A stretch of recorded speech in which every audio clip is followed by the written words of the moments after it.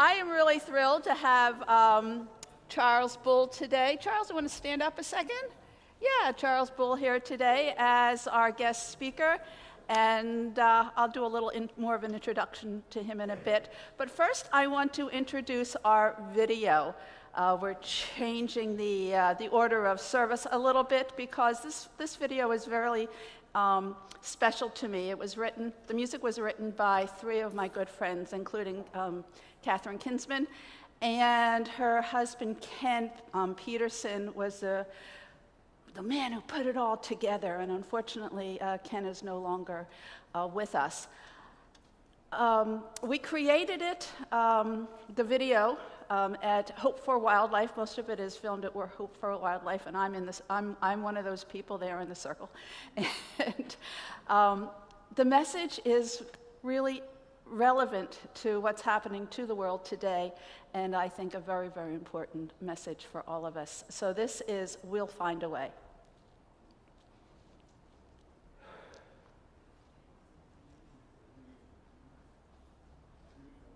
Music.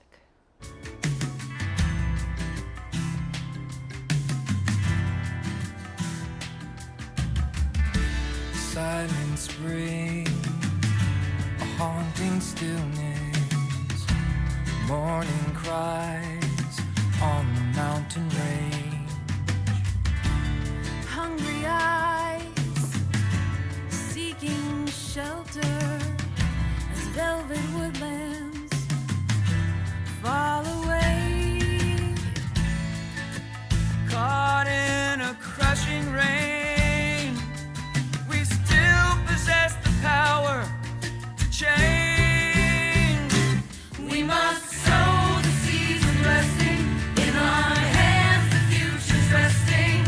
Our children turn their eyes to follow you and I, and if we face the truth inside us, we will find the voice to guide us through shadows born of yesterday. One heart at a time we'll find a way.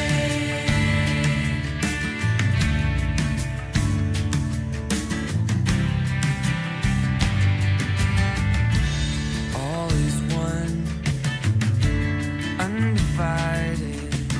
Air we breathe, earth beneath our feet.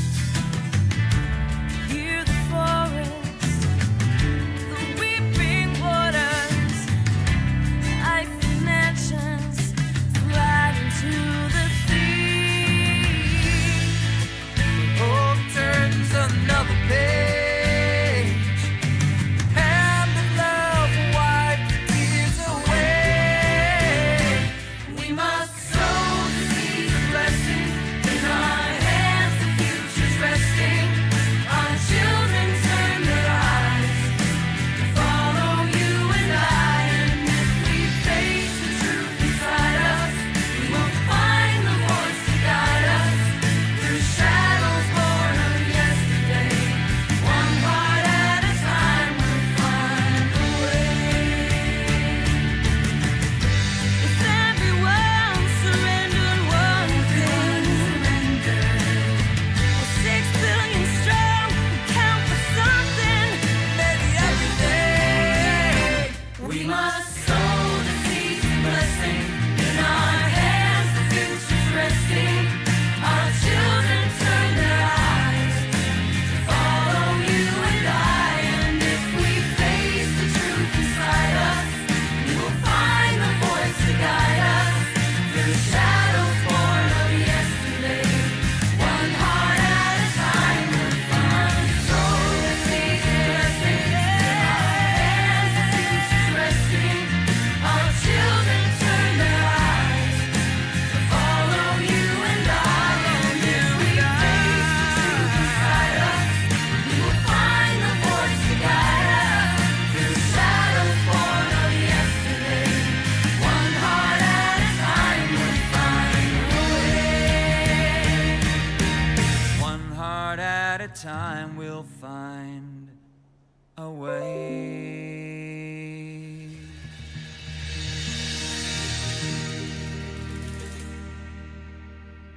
Isn't that very moving? I want to give a special thank you to everyone who came out today on this beautiful holiday weekend, and also for all of you that are at home watching and all of you who will be watching in the next days, months, hey, possibly years. Tony, we're going to have some nature music this morning, and he's going to start it off. Yes, nature, God's great gift, right? Please rise if you're able. Thank you for those of you who decided to show up here on Labor Day weekend. We're going to sing together. It's a song of praise to the Maker, number 30 in more voices.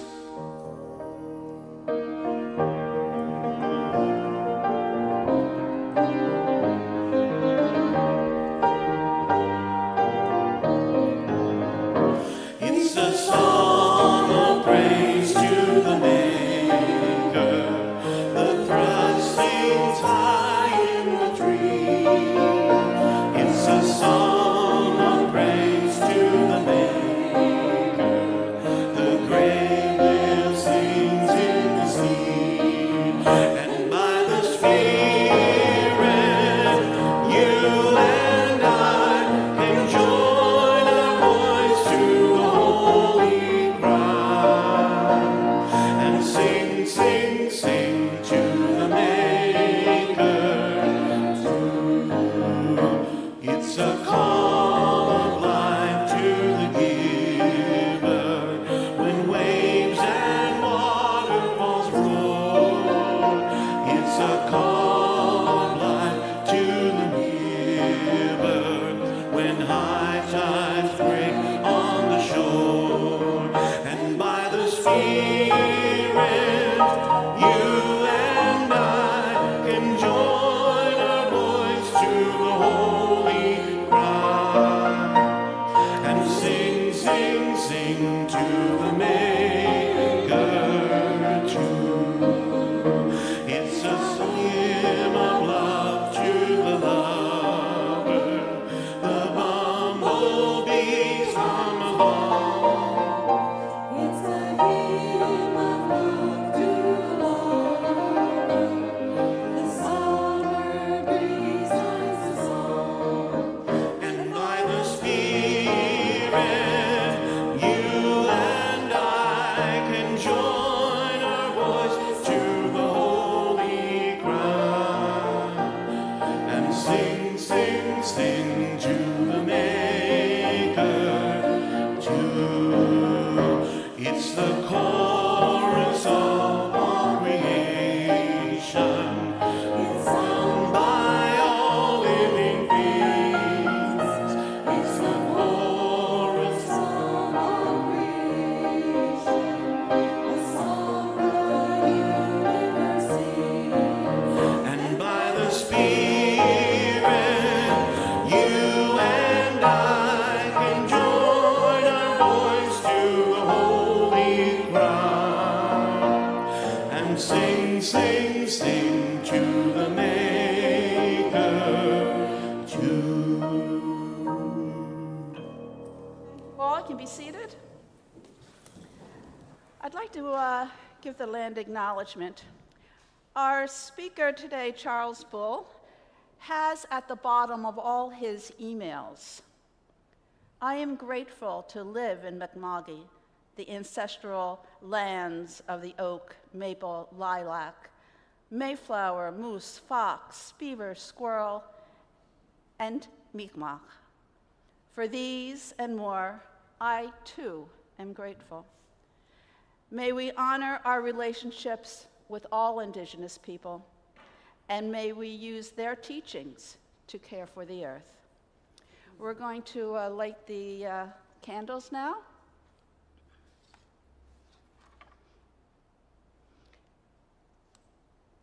Okay. Oops, I think I'm going to use this. It's easier.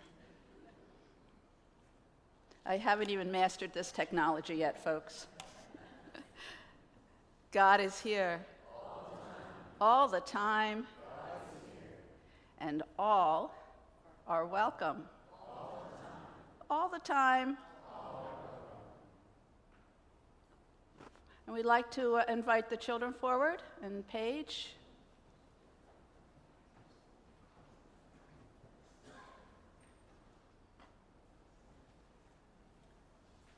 There you go.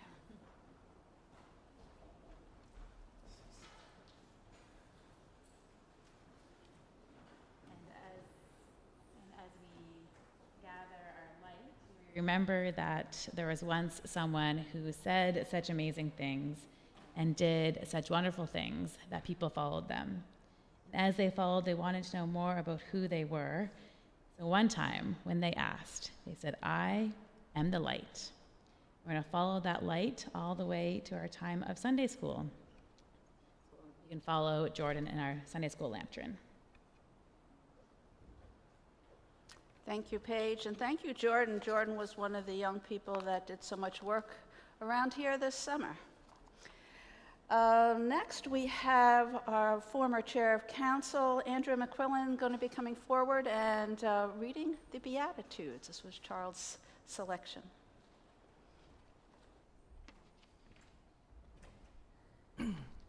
This reading comes from the Inclusive Bible. It's Matthew 5, verses 1 through 12, known as the Beatitudes from the Sermon on the Mount.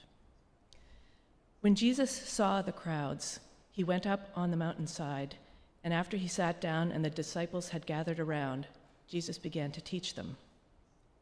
Blessed are those who are poor in spirit. The kingdom of heaven is theirs. Blessed are those who are mourning. They will be consoled. Blessed are those who are gentle. They will inherit the land. Blessed are those who hunger and thirst for justice. They will have their fill. Blessed are those who show mercy to others. They will be shown mercy. Blessed are those whose hearts are clean. They will see God. Blessed are those who work for peace. They will be called children of God. Blessed are those who are persecuted because of their struggle for justice. The kingdom of heaven is theirs. You are fortunate when others insult you and persecute you and utter every kind of slander against you because of me. Be glad and rejoice, for your reward in heaven is great. They persecuted the prophets before you in the very same way. Thanks be to God. Thank you, Andrea. So a couple of years ago, I was in a meditation center, and I met Charles. And we struck up a conversation, as I normally do, for those of you who know me. And a few months ago, I went to an all-day workshop on the climate crisis that was facilitated by Charles and his daughter, Joanna, who is on the staff of the Ecology Action Center. And I have been to many, many workshops in my life. That one was the best. So I'm really thrilled to have him here today. He is a retired Anglican minister, and his last church was St. Margaret's of Scotland in the north end of Halifax. You're on. Thank you very much. Better turn myself on here. Yeah. There, now I'm on.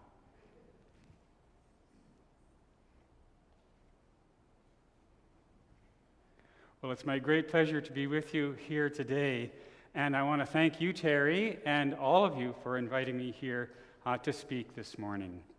And I want to thank all of you for coming and showing up to hear about what is, frankly, an uncomfortable topic, and thank those who are joining us online.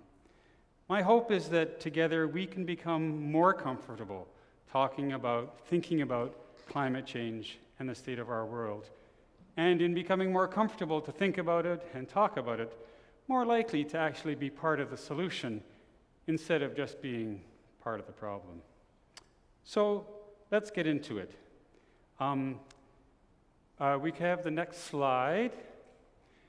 I'd like us to together answer, or at least finish this sentence. When I consider the state of the world these days, I think things are getting worse, Worser. Yeah, out of control. Difficult, yeah. Hot, whew, yeah. Sorry? Depressing, yeah. Scary, all of these things, for sure. Next slide. So, what feelings arise in us when we hear about these concerns? Fear, sadness, yeah, real sadness, real genuine grief. I think that's there. What else? Someone? Anger, yeah, no kidding, yeah. Worry, yes. Anxiety, yeah. Helpless, what do I do? And I think everybody's feeling these things. We don't talk about it because, like, who wants to bring this up at a cocktail party or something? By the way, I'm feeling anxious about the state of the earth or hopeless, or it's hard to talk about because it's a heavy topic. But I think it's there in almost everyone you meet. It's there in the background. So next slide. Just briefly, what helps us process these feelings? What do you do when you got this stuff coming up, these feelings we have? Sorry?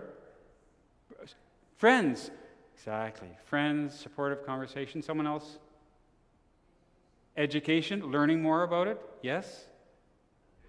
Engagement, actually doing something. Yeah, that's a big one for me.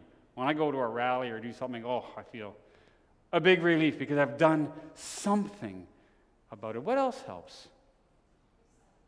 Yeah, doing even the little things, the lifestyle habits. Yeah, all those things. How about prayer and meditation? That's a big one for me. To me, it's almost like a counterbalance, the joy of being in the presence of the divine and then the really tough questions. And there's a kind of an equilibrium there sometimes. At least that's the ideal. That's what we hope for. We don't always stay in the center. So yeah, we are all in this together. And it's worth acknowledging, I think, that our climate anxiety is only one anxiety amongst many concerns that we have. I mean, there are people here, I'm sure, who are maybe facing health concerns. Or maybe there's someone here who's having family troubles. Or maybe there's someone here who's really being hit by the affordability crisis and the cost of living. We all have things on our plates. And there are, frankly, those days when we really are going to say, I can't think about that right now. I have to think about my sick mother or whatever it may be. And that's fair. We all have lives. And this is one issue among many issues in our lives. And at the same time as it's this pervasive anxiety, it's also kind of easy to forget about it, to ignore it. You know, a beautiful morning, the birds are chirping in the trees, and the sun is shining, and, it's great. It's a little bit like you've been to the doctor who's given you a bad diagnosis, cancer or some awful thing, and you've got no symptoms. You feel great. So I'm just going to think about that later, right? Because I'm just going to enjoy this day. So aren't we kind of all of us, I think, in that in-between zone where sometimes we're thinking about it, a lot of the time we're really not thinking about it. We're thinking about other things. So one thing that helps me deal with this pervasive anxiety is knowing more about it. Again, the analogy of a diagnosis. You get a bad diagnosis from the doctor, you want to know all about it. Okay, tell me, what's the prognosis? What's the treatment? What can I expect? What are we dealing with here? You want to know all the information. And I think it's the same with this climate anxiety, because for many of us, it's kind of this vague, apocalyptic dread that we really don't want to look at in the face. But by actually taking a hold of it, actually looking at it, actually learning some of the facts, things that we do know, and actually about the things that we don't know, then we know what we're dealing with. Then we know, okay, this is going to be a challenge. This is going to be hard. And then we kind of know where we stand. So let's take some time just looking at the situation. And I want to share with you 3 hard truths. These are 3 hard truths that I think everyone should know. In fact, I'm thinking I should write a article, an op-ed for the paper, 10 things everyone should know about climate change. Well, here are 3. And the first is what's called the Keeling curve. Back in 1958, Charles Keeling took it upon himself to measure the amount of carbon dioxide in the atmosphere. Now, I'm going to make an assumption here that everybody knows that carbon in the air is making Earth get too hot. We all have heard that before. And the carbon really shouldn't be in the air, it should be in the ground, but we keep putting it in the air, and it's getting too hot. That's the short form. So he started measuring, before this was ever a concern, he started measuring in 1950 every single day. Next slide, back a slide. Yes, he went up to Mauna Loa Observatory in Hawaii, way above all the changing weather day by day, where the air is pure and clean, and that's where he took those measurements. And he did it faithfully every single day from then until he died in 2005. And then his son Ralph continued on every single day, taking this very, very accurate, very, very careful measurement of the carbon dioxide. And next slide, the result is what's known as the Keeling curve. So you can see in the box, there's a up-down. That's what happens every year. Every year, in the spring, it goes up, and then in the fall, it goes down, and then every year there's this cycle. And that's because there are more plants in the northern hemisphere than the southern hemisphere. Very simple thing. But if you put them all together, you get this blue line going from the bottom left up to the upper right. So this is the famous Keeling curve. Now, what can you observe about this? Well, first of all, I just said, it goes from the bottom left. It's going up, right? What else do you notice about the curve? Yeah, it's not a straight line. It's actually going up faster now than it was in 1950. It's going about twice the speed that it was in 1958. So it isn't just a straight line, it is a curve. And the other thing to notice about it is that there are no bumps. You look at, in 1958, when it started, it was at, the amount of carbon dioxide was at 318 ppm. So that's fine. In 1988, so that's about the middle of the graph, it was at 350, which has been called the safe level. Today, it's at 422, which is significantly above the safe level. And here's the thing to think about. It hasn't been that high in 14 million years. Well, let's just take a minute to let that sink in. That alone, if nothing else, should alert us to that this is actually an emergency, that this is a crisis. 14 million years? I can't even conceive of 14 million years. So this is beyond off the scale. This is out of the book and down the floor and across the hall. This is really extreme where we are with that. And we've done a lot about climate change. We had the Kyoto Protocol. We had the famous Paris Agreement, 2015. There's this picture, I would have had the slide, of all the people on the stage holding their hands up like this. It was a terrific breakthrough. All the countries of the world agreed, we're going to do this, and we're going to cut the emissions, and we're going to build solar power, and we're going to do windmills, and we're going to decarbonize the whole thing. That was 2015. Well, has had no effect. There's no bump.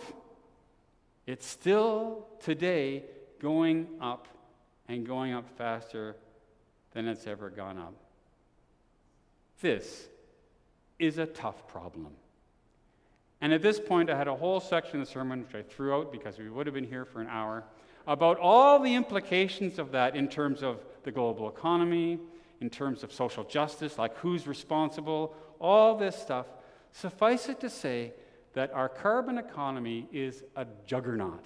That is to say, it's a big old thing which is tough to stop. It has terrific momentum. So that's the first hard truth. The second hard truth is that there is a delay in the effects of carbon in the atmosphere. You know, when you put a pot of water on the stove and turn it up high, it doesn't boil right away. It takes a few minutes, and then eventually it comes to a boil. Or every spring, and summer, June 20th is the longest day of the year, but that's not the hottest day of the year. The hottest day comes like about 6 weeks later, July, August. There is always a time lag. And so, same with carbon in the atmosphere, there's a time lag, but it's not a year, it's decades long.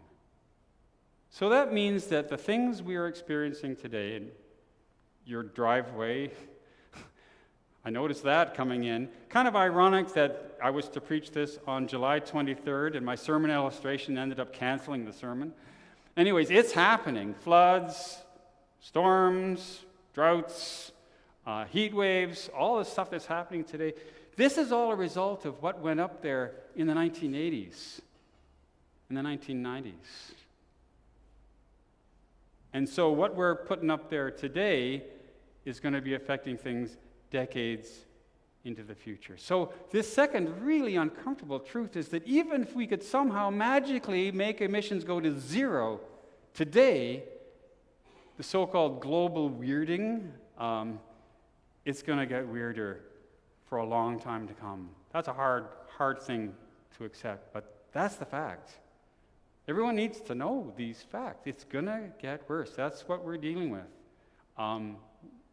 We're in for a very rough ride. Hang on to your hats, or as one guy said, hold my beer. We're in for a rough ride. And we need to know that. We need to plan for that. Governments and others are starting a little bit to get that, but you can't help but feel that they haven't really got it, what we're into. The third hard truth is that in the climate system, there are, call them tipping points or feedback loops, self-reinforcing patterns where what happens causes the thing that makes what happens happen. So, for example, we could have the next slide here. Wildfires. We've heard Canadian wildfires this summer was twice the last record, which was only a few years ago, 6 times the average number of wildfires. And what did they put up into the atmosphere? Carbon dioxide, which causes, you see how it goes around in a circle. So that's a feedback loop. That's a positive, doesn't sound very positive, a self-reinforcing feedback loop. Another example would be that probably within the next 5 or 10 years, we'll have what's called the blue water event, where at the North Pole, it will be ocean. Santa Claus is going to have to trade his sleigh for a boat. That's a change in our thinking. And ice reflects the heat of the sun. Water absorbs the heat of the sun. Again, a feedback loop that self-reinforces. A third one, there are many, many. A third is the permafrost, that frozen ground in Siberia and the Canadian North, over the centuries has locked up an enormous store of carbon. And as that begins to thaw, that's all going into the atmosphere. So that's another thing. And there are many more. So we face this terrifying possibility that all these different self-reinforcing loops will that they will cascade together, that they will conspire together and push the whole Earth past a tipping point into what's called the hothouse Earth. And it's a terrifying possibility. How likely is that? Well, we don't know. And there's an army of scientists out there trying to figure out how likely it is, trying to narrow the uncertainty, but we still don't know. Ready for the next slide. This is my own graph that I put together about where we're at in the world today and the things that we don't know. We're on a slippery slope, but we don't know how slippery it is. We don't know how far along the slope is that point of no return. Right now, we're at 1.2 degrees of heating. And probably, if we could keep it at that, we'd be okay. But we don't really know that. There's a possibility. It's unlikely, but there is possibility that we're already past the point of no return. Probably not, but we can't be sure about that. As the current policies and promises of governments and industry looks like the best estimate, and I've read so much about this, so much debate back and forth, but it looks like the best we can hope for is somewhere between 2 and 3 degrees. We're not going to keep it to 1.5. We're looking at least 2, something above 2. At that point, it's more than a little risk. It's a significant risk of going over that edge. Business as usual, which is what, the oil companies and everyone else is planning on, the plastics companies and all that, that will take us to 4, 5, or 6 degrees. And at that point, it's a certainty. At that point, down we go. Climate catastrophe, hothouse Earth. And it's not something that there will be repercussions for centuries to come, but the actual change is exceptionally rapid. It will happen in decades. It's tough. It means that very few of the young people today will live out their lives, if that happens. That's a tough thing to think about. It means that of all these beautiful species of birds and plants and trees and ocean life and so on, there will be a huge extinction. We struggle to save the piping plover or the blue whale or the right whale, but think about 30%, 50%, 80% of the species gone forever. Mass extinction to rival any of the ones from ancient geological history. So how much of a risk is that? How slippery is the slope? How far along are we? We don't know. So let's just pause for a moment. We could have the next slide. How's everyone doing? I don't want to clobber people, but maybe I do want to clobber people. This is tough stuff. This is really hard. And I have a hard time not getting emotional, as you can tell, talking about it. These are, our kids, our grandchildren. It's hard. To actually look this stuff in the face is really a challenge to our own emotional health, our own mental health. It's hard. So we need to be gentle with ourselves. We need to be kind to ourselves. Take our time. Because you can't just take this in on a Sunday morning, okay, that's done, now I get it. No, it's a process. You take a little bit, and then, digest that, and you take a little bit more, and then, digest that. It's like grief. Anyone who's lost a loved one knows you can't do the grieving in a day. It takes a lifetime.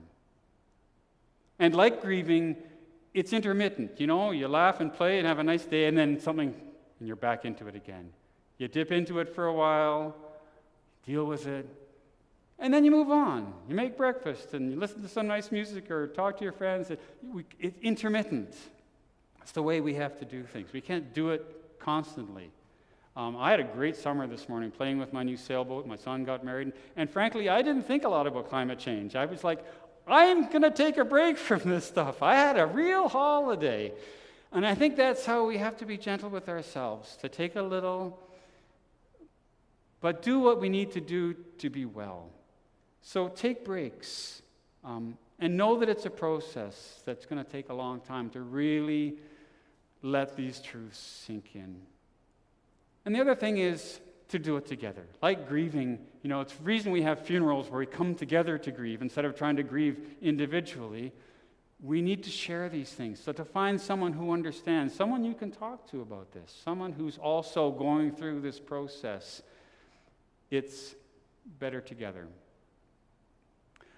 One of my mentors in all this is the wonderful Joanna Macy. Some of you maybe know Joanna Macy. She's an American Buddhist. She's now in her 90s, and she's been working with this stuff for decades with coming to terms emotionally with the state of the world. And Joanna Macy says, to walk the path of awareness, we have to walk arm in arm. We have to walk it together because on the left and on the right are two big ditches that you can fall into. And the one ditch is paralysis and despair. Too much, I can't face it. It's not real. The other ditch is panic and fanaticism. This is the only thing that matters, and I don't have time for you, and I don't have time for you. And no. That's not going to do it either. Somehow we have to walk this path without paralysis and despair, without panic and fanaticism, but to keep together. That's our task. Yeah, and do the things that give us joy.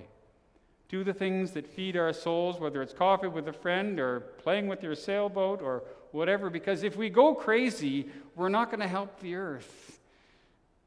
Life on earth needs us to be well. So that's our first thing. We need to do whatever it is to be well. Spend time with friends, knitting, whatever it may be. We need to do those things that sustain us. So, who here is ready to talk about hope? Shall we spend a little time talking about hope? I think it's a good thing to talk about. And I want to, next slide here, talk about how there are different ways to understand this concept of hope. Because we hear a lot of optimism, techno-optimism, and it's what I would call passive hope. Oh, everything will be okay. You know, technology will solve all our problems. And you're going to get carbon capture and get the carbon dioxide out of the air, and we're going to have more windmills, and it'll be fine. We've always solved everything else before. Or if you're of a more religious bent, oh, God will take care of everything. God wouldn't let anything bad happen. To me, this isn't really hope. It's mere optimism, which really doesn't have a strong foundation. It doesn't have deep roots. But the kind of hope I'm interested in, hope which is a commitment. Hope which is our commitment to do the little that we can do to help make our hoped future become a reality. That kind of hope is like an allegiance. Like, I'm on this side. I'm going to pitch in this way. I am committed. This is the direction of my life. This is part of my purpose. So yeah, I'm hopeful. I wouldn't be here this morning if I weren't filled with hope. Now, I wasn't always hopeful. About a year and a half ago, I went through a period of genuine climate despair. If you would have asked me, I would have said, what's the point? We're all doomed. And then I realized that I had fallen into the trap of what's called binary thinking. That is, win, lose, succeed, fail, all or nothing. Are we going to make it or not make it? But in fact, reality is never binary. It's always a matter of degree. However good it is, it could be better. No matter how bad it is, it could be worse. Whatever we do makes a difference. We're going to muddle through. We don't get to fail. We're going to move forward no matter how tough it may be. And in our struggles, every degree of climate change makes a difference. Like 4 degrees is worse than 3 degrees. In fact, 4.1 degrees is worse than 4.0 degrees. Every little bit is going to make a difference for whatever millions of years to come. Well, if that's not motivational, I don't know what is. Everything we do makes a difference, from little things to big things. So that makes me hopeful. That's a commitment. We can all make a difference. We are all a part of this thing that's happening. I'm also hopeful because not only are there tipping points in the natural world, but there are what you call social tipping points. When an idea, which is first held by just a few people, kind of catches on, and suddenly, bingo, everyone gets the idea, and suddenly it's obvious to everyone. And when that happens, things can change very quickly. And social norms can change very quickly. I remember, some of you here I'm 68, some of you are my age, you're older. Remember what it was like around cigarettes back in the day? I remember smoking in my classroom in university. I remember smoking in hospital. If I walked into a daycare today and lit up a cigarette, they'd say, that guy's psychotic. Like, what's wrong with him? Everyone knows it's just the air we breathe. It's an assumption. It's a massive change. We think of back in the day, if you had a couple of drinks and were driving, you probably shouldn't really do it, but we didn't really worry about, now it's like a major crime. You don't do that. We know that. Or what about the roles of women? Remember the days when for a woman to become a doctor or an engineer or a lawyer, it was really super tough. Not that long ago. So things can change. When an idea's time has come, there's that social tipping point when suddenly it's obvious. Nelson Mandela said, "It always seems impossible until it's done." That gives me hope, because I feel like it's coming. And every time we have another flood or fire, it pushes the needle a little bit further. And if I can push the needle myself with a sermon that's going to make me feel good. Push us toward that brink when we'll reach that point where the whole society suddenly has a different attitude about nature. And even at that point, even right-wing federal politicians who shall not be named, even people like that wouldn't dare to ignore it, because it'll be everyone. It's coming. I think we're really on the edge, and things are changing very quickly. Attitudes are changing unbelievably faster than I thought possible. So it's happening. We're part of this amazing flux, this amazing change that's taking place. So, let's have the next slide. No, one after that. We're going to skip this one and come back to it. This is what I think. This is our call. This is the strange place we are during this time of transition. This is our call to, on the one hand, hold together in a creative tension, on the one hand, the overwhelming urgency of our situation, and on the other hand, our own unassailable inner peace and joy and the love we share in community. When I'm in meditation, I know everything is going to be fine. God has things in hand. There's a larger narrative here that perhaps we can only dimly glimpse, but God is doing something. Something is going on here. We may not see it, but there's a forward motion. That's my hope. What we're hoping for is nothing less than the transformation of human consciousness.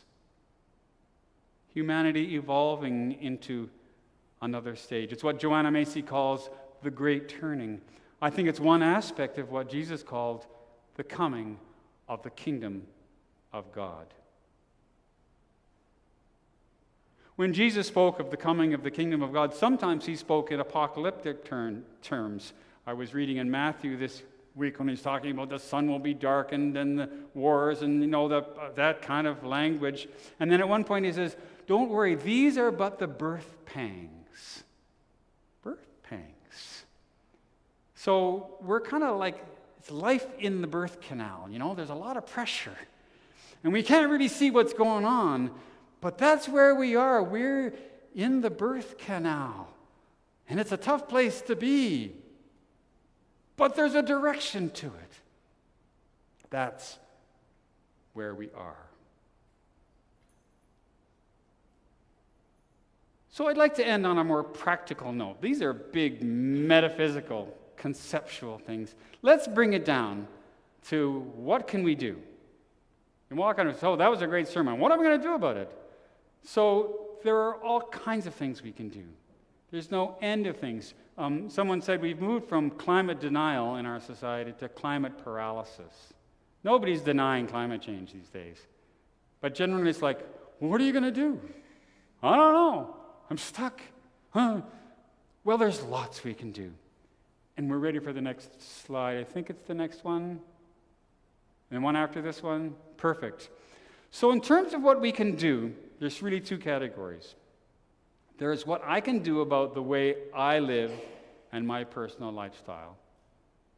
And then also there's pushing for systemic change. That is, change in government, change in business, change in policy, change in the way the world works.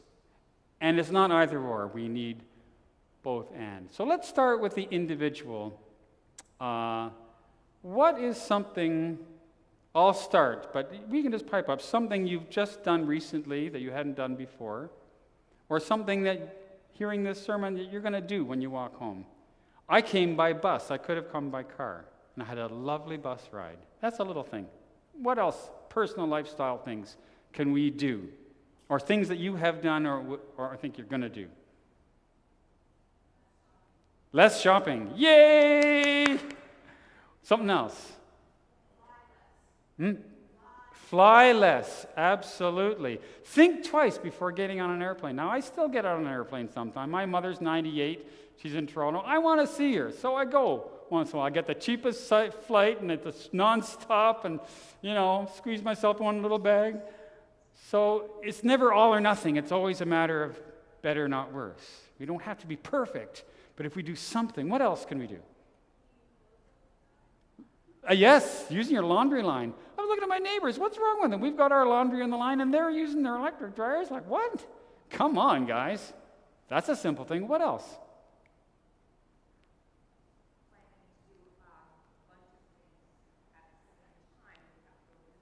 Right. Exactly. Consolidating your shopping trips. So it's all, when you're thinking about it, you find these little opportunities all the time, things you can do. Michelle and I put up solar panels on our house. And it's a pretty good deal. If you're one of the lucky people like me, we can afford to do that and then be paid back over the years. It's going to pay us off in the long run, and you can feel good. We're generating, there's a little graph on my app on my phone. It shows how much energy you're generating. That's got to feel good. Something else, what else can we do?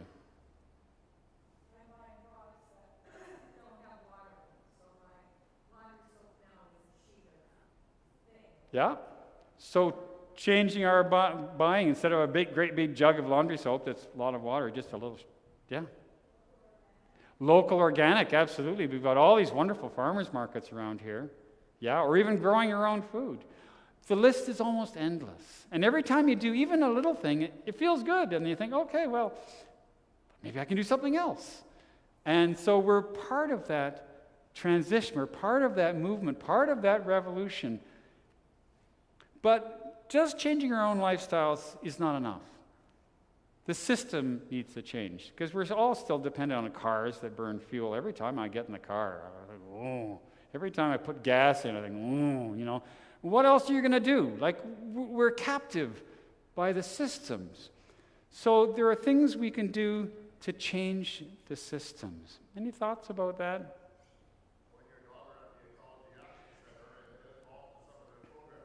EAC is fantastic.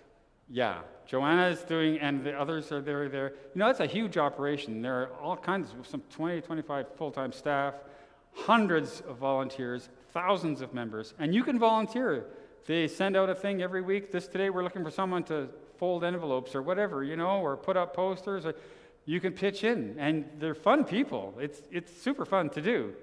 So there's something you can do. That's working on systemic change. And you can donate. Nature Trust, absolutely. There's a whole list of groups that you can donate to, and a donation to a group has huge impact. Nature Trust, EAC, I have a whole list of them. Friends of the Earth, David Suzuki, that's a good one. Lead Now is doing some good stuff around climate awareness. It's not hard to find them. I can give you them, but you can find these things. Donating to the environmental groups is a huge impact in terms of systemic change. What about voting?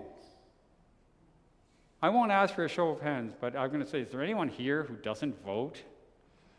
That's huge.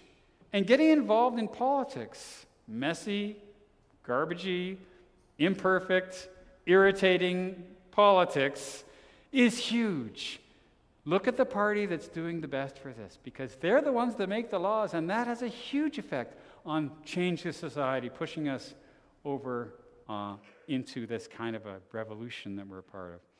Writing a letter. One individually composed letter has as much impact as a whole petition. It's huge. And when they write back and they don't really answer your question, write them again and say, you didn't answer my question. It has a huge... Politicians are very sensitive to what people are thinking. And you can have a huge influence on them. Befriend them. I'm kind of friends a little bit with my mind goes blank, our MP here for... No, sorry, I'm down at the other end here. Anyway, I commended him for something. I sent him a nice letter. He said, no one ever commends me for doing good things on climate change. And we had this nice little dialogue, so I feel like I know him. I feel like he maybe is going to listen to me a little bit. Like, befriend these guys. They make the choices. You can do it. Andy, yeah. I'm kind of warming up to him a little bit, although not really. But anyway, you can have a huge impact with a letter, an email. And cut and paste is fine, but the individually composed is huge. Come to, September 15th. Mark that in your calendar. Friday, September 15th, the students are doing climate strike for climate. And again, and it's going to be a big one this year. So come along. It's super fun. If you've never been to a rally before, it might be scary. Come with some friends, come with your girlfriend. It's always easier. But it's super fun, and it's super energizing. Come along. It's amazing. That's systemic change. Joanna Macy says, what a time to be alive. We get to be part of this revolution. We get to be part of this amazing transformation that's happening. We get to make a difference now that's going to resound through centuries to come. It's an amazing time to be alive. Can we go back to the slide with Gandalf? There he is, our old friend. This isn't the quote from the movie, but it's the quote from the book that Frodo says to Gandalf, I wish it need not have happened in my time, finding this horrible ring. Old wise Gandalf says, so do I. So do all who live to see such times. But that is not for them to decide. All we have to decide is what to do with the time that is given us. We are living in a very special time. We are a special generation. May God fill us with grace and love and joy and inspiration and power to be a part of God's work taking place in the world today. Amen. Thank you so much for having me here. I've said a lot of things today. I've raised a lot of questions, and I certainly welcome continuing the conversation following our service. Oh, and I will send links to some great videos and some great books, which will go up onto the BUC website. So watch for that coming up. Thank you.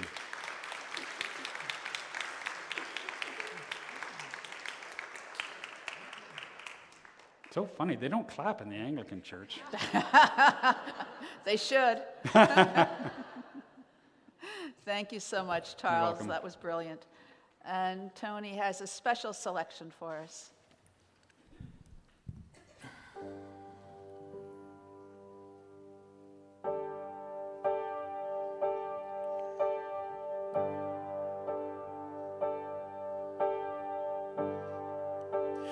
I have felt the wind blow, whispering your name. I have seen your tears fall when I was watch the rain. How could I say there is no God when all around creation calls? A singing bird, a mighty tree, the vast expanse of open sea.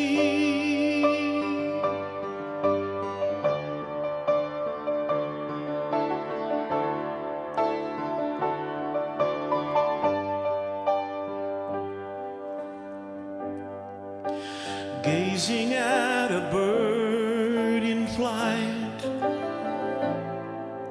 soaring through the air, lying down beneath the stars. I feel your presence there. I love to stand at ocean's shore and feel the thundering breakers roar, to walk through golden fields of grain, 'neath endless blue horizons frame.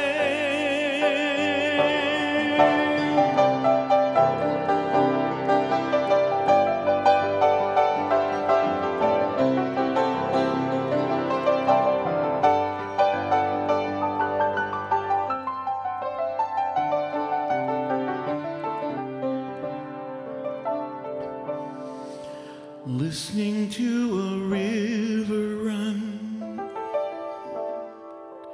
watering the earth,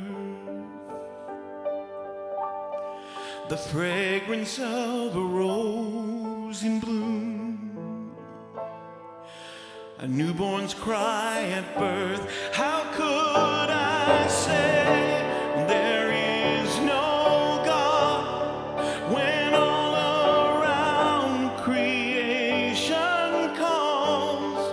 A singing bird, a mighty tree, the vast expanse of open sea. I love to stand at ocean's shore and feel the thundering breakers roar, to walk through golden fields of grain, 'neath endless blue horizons frame.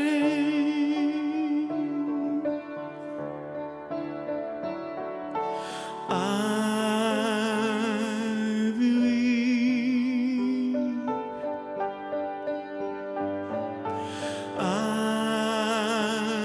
I believe,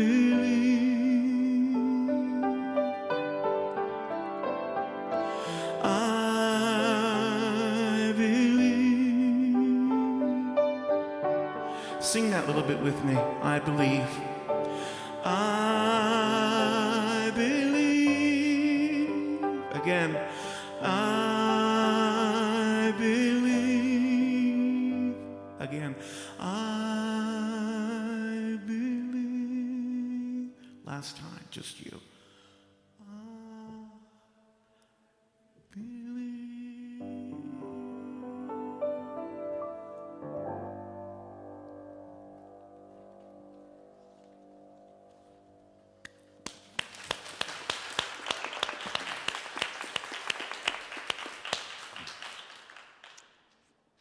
Ushers, please come forward for the offering. Thank you, Tony. That was a beautiful surprise. He wouldn't tell me what he was doing. That was fabulous. And thank you so much, Charles.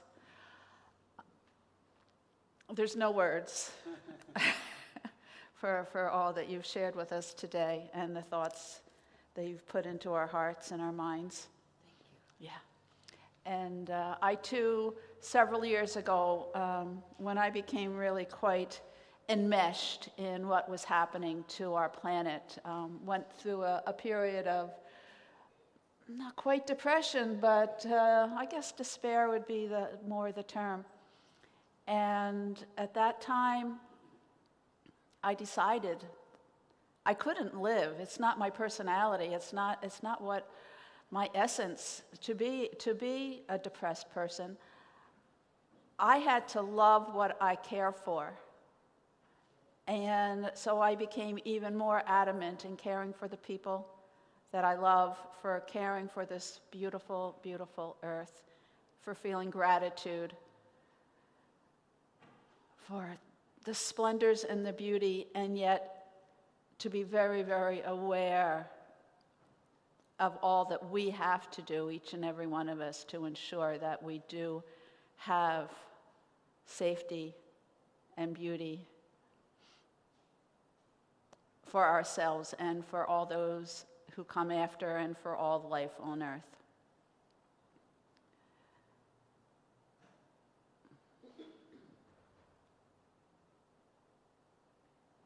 May come forward.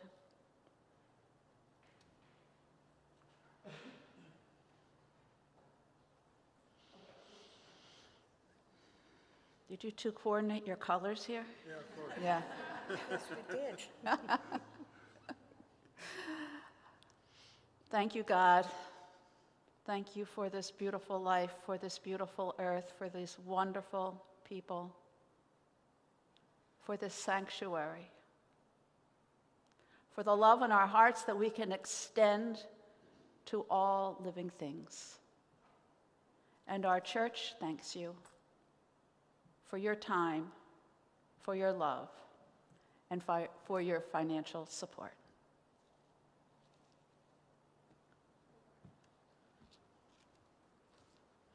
Charles is up next, and he's going to be giving our community prayer.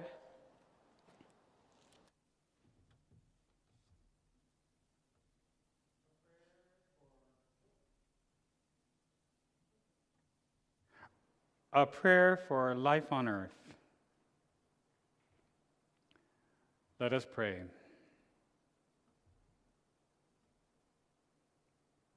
Holy God, whose Spirit breathes in the life of our planet, we turn to you in this time of climate change and ecological collapse. We are sorry for the harm we have done to life on earth, and we humbly ask for your forgiveness. Help us to see with clear eyes how the wonders of human progress are causing the desolation of your living world. Give us grace to renounce the systems of power and profit that corrupt and destroy your creation. Give us courage and compassion as we confront those who uphold them. Bring healing to our hearts, that we may know and love all living things as our own relations. May we gratefully acknowledge our dependence on them and have the wisdom and fortitude to live within our means as members of the earth community. And in the power of your Spirit, mobilize us with a realistic hope to work for the future to which you have called us. In Jesus Christ we pray. Amen.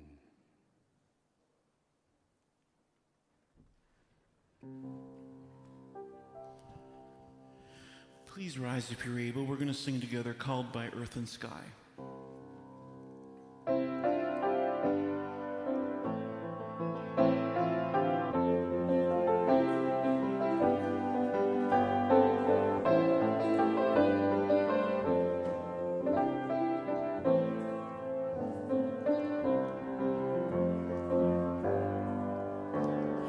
Called by earth and sky, promise of hope held high,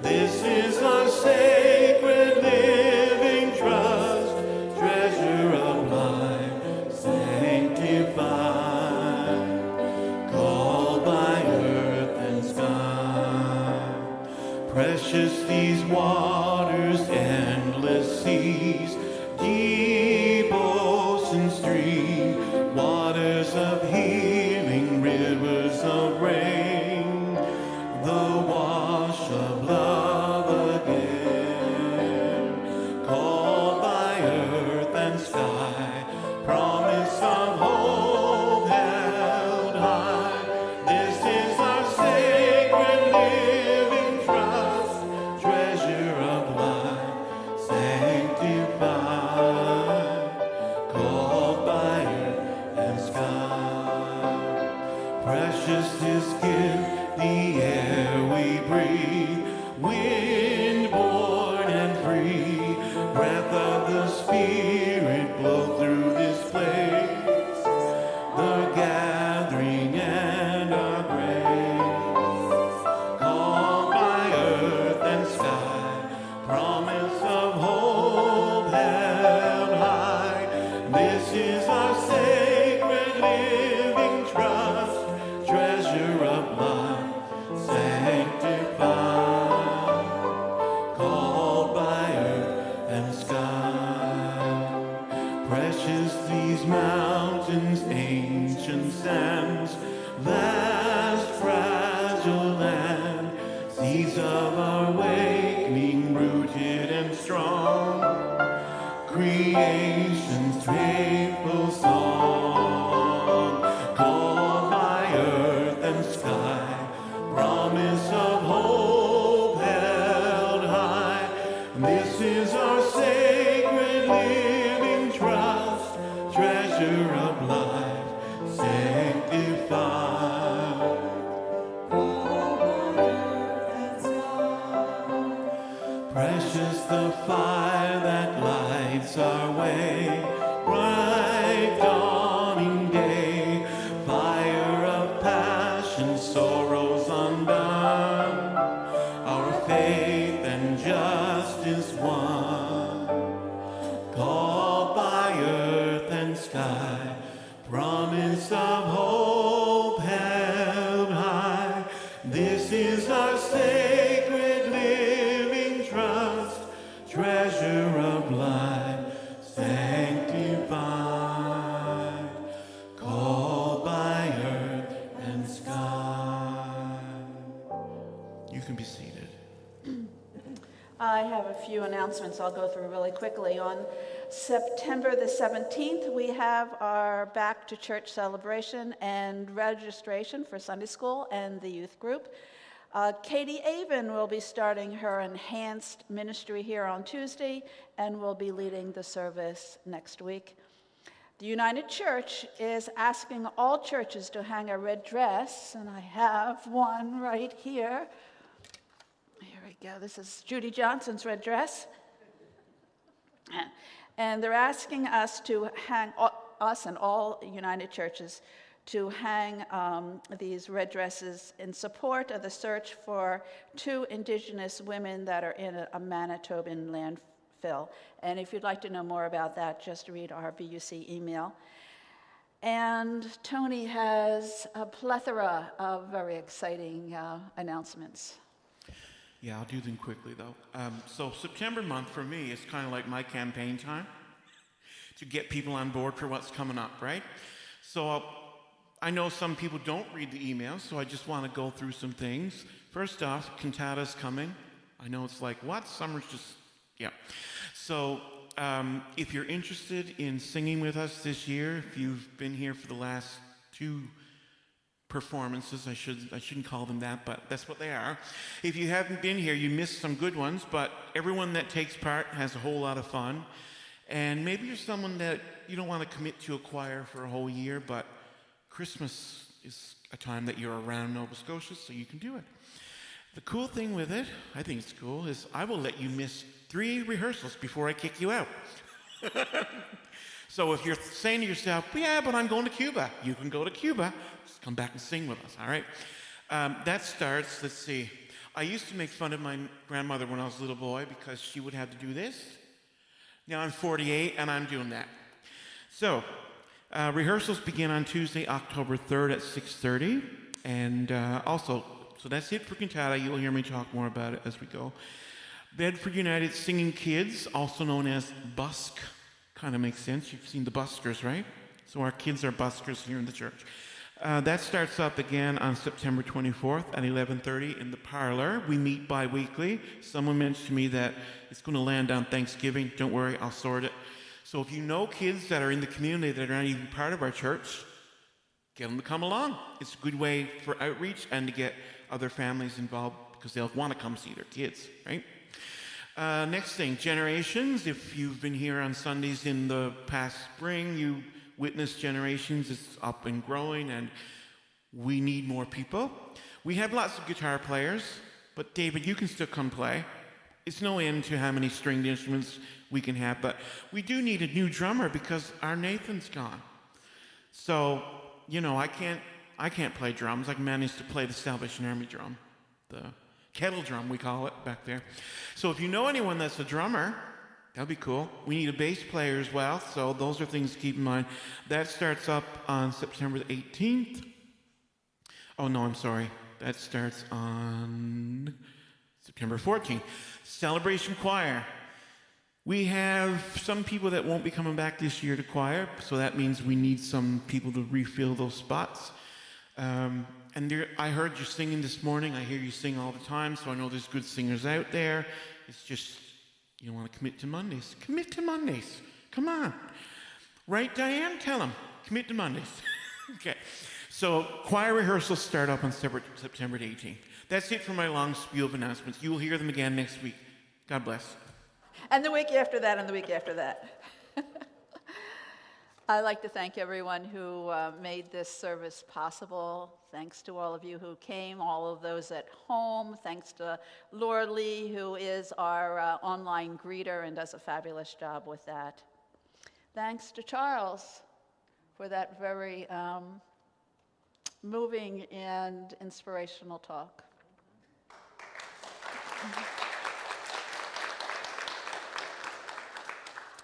My friend Judy Johnson of the Brahma Kumari Meditation Center wrote this: "When we have courage, we see the beauty of humanity awakening. We see a renaissance of the values and virtues that make life worth living. To live simply within our means and with respect for Mother Nature and humanity. Ultimately, we uncover people's capacity to love again and to co-create a beautiful world." Thank you all. And Tony has a closing song while we depart. As we go, let's sing verse 4, just verse 4, of Like a Healing Stream.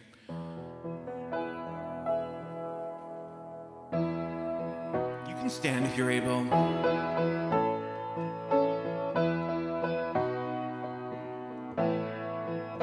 Like a mighty sea, reaching far horizons, spirit water with the love both deep and wide. God is working in our hearts to shape a new tomorrow.